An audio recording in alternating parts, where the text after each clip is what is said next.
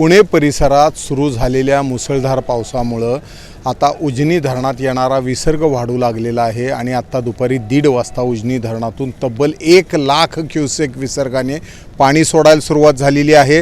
याच पद्धतीने वीर धरणातूनही जवळपास 7,500 क्युसेक विसर्गाने पाणी नीरा नदीत सोडलेलं आहे। उजनी धरणातून सोडलेलं भीमा नदीचं पाणी आणि नीरा नदीत येणारं पाणी हे दोन्ही पाणी नीरा नरसिंगपूर इथे एकत्र येतात आणि तिथून हे पाणी संपूर्ण पंढरपूरच्या चंद्रभागेकडे अर्थात भीमेकडे येत असतं आणि त्यामुळे पुन्हा एकदा 6व्यांदा पंढरपूरवर पुराची टांगती तलवार दिसू लागलेली आहे। मोठ्या प्रमाणात नदीच्या पाण्याच्या पातळीमध्ये वाढ होताना दिसत आहे। सध्या वाळवंटात सगळं वाळवंट पाण्याने व्यापायला सुरुवात झालेली आहे।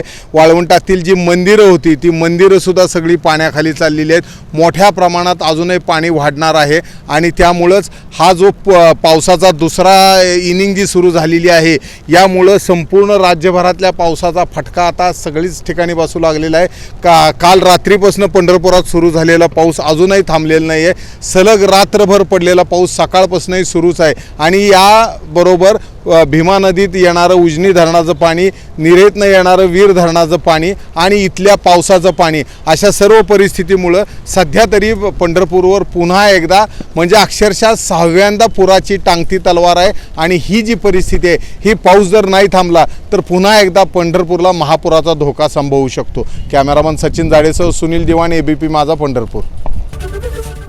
एबीपी माझा, उघडा डोळे बघा नीट।